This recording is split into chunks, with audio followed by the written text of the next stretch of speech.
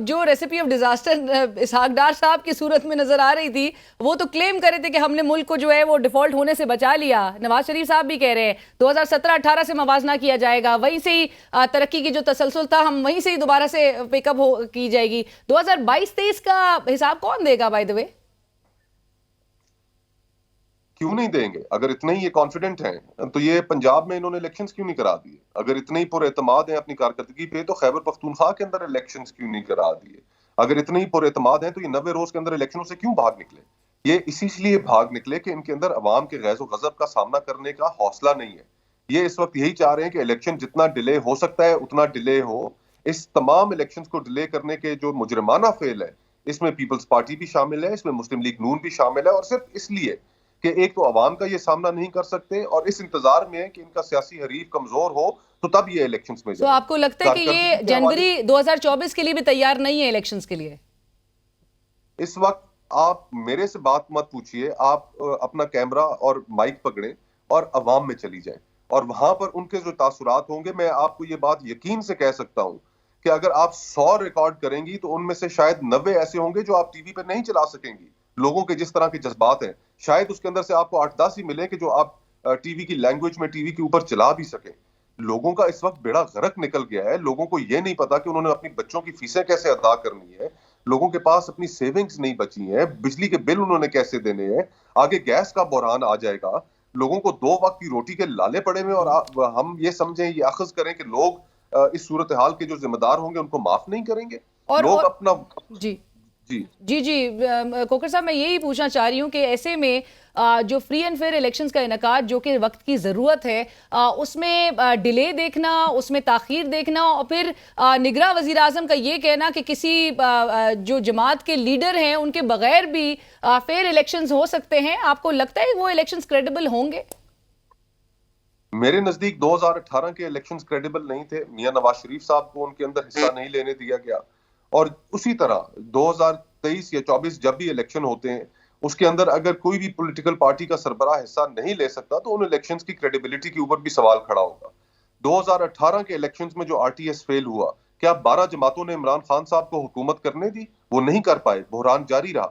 اور اگر اب بھی آنے والے الیکشنز فری اینڈ فیئر نہیں ہوں گے تو اس کے نتیجے میں کیا عمران خان صاحب اور تحریک انصاف ان کو حکومت کرنے دے گی؟ بالکل بھی نہیں. بحران تو نہیں ختم ہوگا. اس وقت ہمیں سب سے زیادہ جس چیز کی ضرورت ہے وہ سیاسی استحکام کی ہے.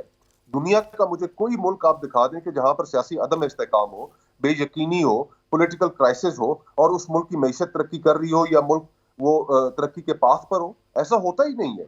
تو ہم کیوں ایسی چیزوں کی بنیاد رکھ رہے ہیں کہ جن سے ہمیں آگے چل کے ہمیں نہ صرف ہم نے کاسٹ پے کرنی ہے بلکہ اس ملک کے حکمران طبقے نے کیا کاسٹ پے کرنی ہے؟ اصل کاسٹ تو اس ملک کے 25 کروڑ لوگوں نے پے کرنی ہے. ان کی زندگیاں نہیں چلتی. اور مصطفیٰ صاحب، یہ اگر نومبر کی جو آئین کی جو گیون ایک سٹیپولیٹڈ ٹائم فریم ہے الیکشنز کے انعقاد کے حوالے سے 90 ڈیز کا، وہ میعاد اگر کراس ہو جاتی ہے، آئین وائلیٹ ہوتا ہے، اس کے نتیجے میں کتنی انسٹیبلٹی دیکھ رہے ہیں آپ ملک میں؟ دیکھیں، آئین تو ہم آلریڈی وائلیٹ کر چکے ہیں. پنجاب میں ہم وائلیٹ کر چکے ہیں. وہاں پہ اس وقت 7-8 مہینے ہو چکے ہیں کیئر ٹیکر حکومت موجود ہے، اور جب کبھی الیکشن ہوں گے تو ان کو تقریباً 1 سال ہو چکا ہوگا. یہ تو کلیئر کٹ آئین کو تو ہم وائلیٹ کر چکے ہیں. خیبر پختونخوا کی صورت میں وائلیٹ کر چکے ہیں. جو ہمارا آپس کا جو سوشل کانٹریکٹ ہے وہ اتنا کمزور ہو چکا ہے کہ وہ تو اب کہیں کسی کھائی میں پڑا ہوا آپ کو آئین نظر آئے گا. تو اب اس وقت قاضی فائز عیسیٰ صاحب سے، انکمنگ چیف جسٹس سے ہائی ہوپس اسی وجہ سے ہیں کہ وہ کوئی کانسٹیٹیوشن کی سینکٹیٹی کو ریسٹور کریں گے، کوئی عدالت کی سینکٹیٹی کو ریسٹور کریں گے کہ فیصلوں کے اوپر عمل نہیں ہو رہے، آئین کی کھلم کھلا خلاف ورزی ہو رہی ہے. تو ہم ایک ایسے کرائسس میں ہیں کہ جس کرائسس سے نکلنے کے لیے ہم سمال مرسیز کی تلاش میں ہیں، اور سیاسی جماعتیں انفارچونیٹلی انہیں اس چیز کے بارے میں کوئی پرواہ نہیں ہے. وہ اپنی اقتدار کی رسا کشی میں لگے ہوئے. آج بھی آپ نے چند دن پہلے بیانات سنے ہوں گے کہ جس میں پیپلز پارٹی نے کمپلین کیا کہ ہمیں Muslim League Noon level playing field نہیں دے رہی.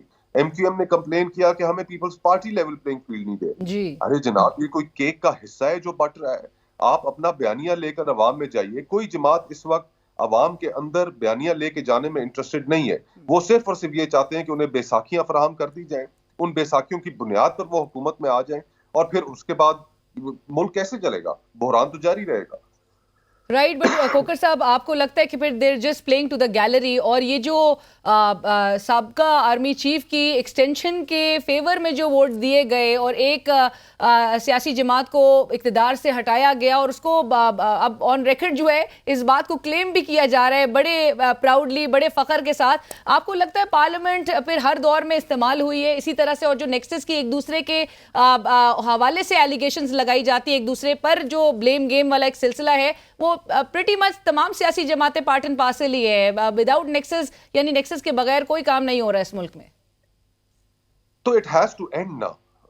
75 سال گزر کے ہم کسی مقام پر پہنچے. آپ اپنی نیبرہڈ میں دیکھ لیں کہ ایک ملک جس کے ساتھ آپ نے اکٹھا سفر شروع کیا، آج وہ کنٹینیوشن آف ڈیموکریسی کی وجہ سے کہاں پر پہنچ گیا اور آپ کہاں کھڑے. کون سا ایکسپیریمنٹ ہے جو آپ نے اس ملک کے اندر ٹرائی نہیں کیا؟ آپ نے ڈائریکٹ ڈکٹیٹرشپس بھی کر کے دیکھ لی، آپ نے ہائیبرڈ نظام بھی دیکھ لیا، آپ نے ہائیبرڈ پلس بھی دیکھ لیا، کوئی نتیجہ نکلا؟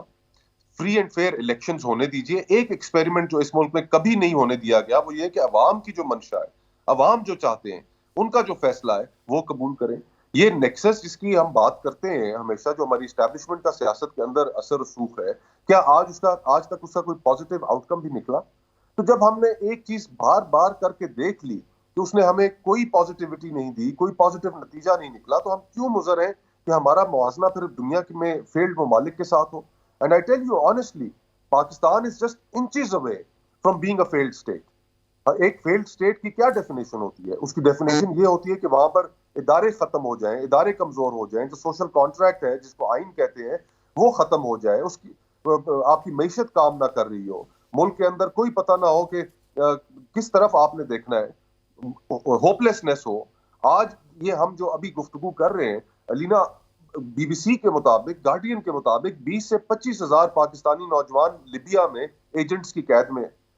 وہ سمندر پار کر کے وہ یورپ جاننا چاہتا ہے، اس لیے اس نے خطرناک سفر اس لیے مول لیا ہے کہ اس کو اس ملک کے اندر وہ زندگی نہیں مل رہی. بالکل. اور سر یہ بڑا الارمنگ، اور اس سے ایک بہت بڑا ایک الارمنگلی ہائی ریٹ جو ہے ان لوگوں کا، وہ جو برین ڈرین کے نتیجے میں پاکستان چھوڑ کے جا رہے ہیں، جو ہم میرے خیال سے ویئر ان ڈینائل، پرہیپس اتنی فیملیز جو ہے وہ ملک چھوڑ کے جا چکی ہیں ان گزشتہ چند ماہ میں، حالات اور out of despair, out of hopelessness. لیکن لائک یو سیڈ کہ عوام کے فیصلے کو امپلیمنٹ بھی آپ کو لگتا ہے کہ اس ملک میں ہونے دیا جائے گا، جو عوام طاقت کا محور جو سمجھے جاتے ہیں؟ اور اگین جو سیم کوالٹی ایچ آر نظر آ رہی ہے کھوکر صاحب، معذرت کے ساتھ it's the same deck of card that keeps being reshuffled over and over again. ہمیں امپروومنٹ کہاں سے نظر آئے گی؟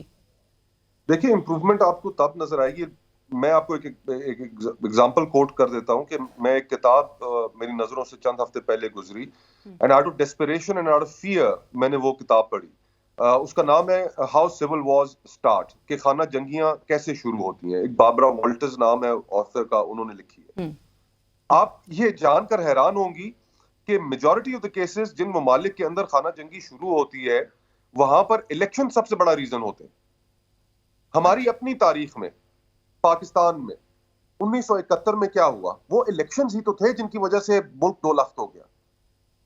جب ہم خود ایک ایسی چیز سے گزر چکے ہیں، 2018 کے الیکشن کی ایگزامپل ہمارے سامنے ہے، تو ہم کیوں اس ضد پہ اڑے ہوئے ہیں کہ ہم نے الیکشن کو فری اینڈ فیئر نہیں ہونے دینا؟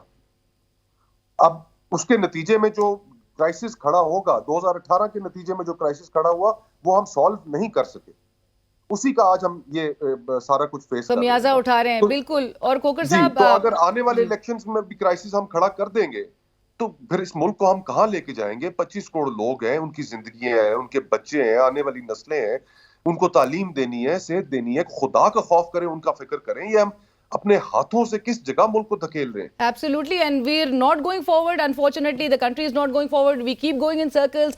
بہت شکریہ کھوکر صاحب، لیکن آپ نے بڑی الارمنگ بات کی، اور دور دور تک ویسے مثال ایسی ملتی نہیں ہے کہ کسی ملک کے ہم اگزامپل کوٹ کر رہے ہوں کبھی اپنے شو میں کہ کہیں پہ الیکشنز ڈیلے ہوئے ہیں. سارے کوئی بھی سرکمسٹانسز ہو، الیکشنز کا انعقاد، اور بھارت کی مثال جو ہر وقت دی جا رہی ہوتی ہے، وہاں پہ آن گوئنگ ہمیں الیکشنز کا ایک سیناریو نظر آ رہا ہوتا ہے all through the year. But thank you so much for joining us Khokhar صاحب. آپ کے وقت کا سینئر سیاستدان مصطفیٰ نواز کھوکر صاحب، جنہوں نے کہا Pakistan is just a few inches away from being a failed state.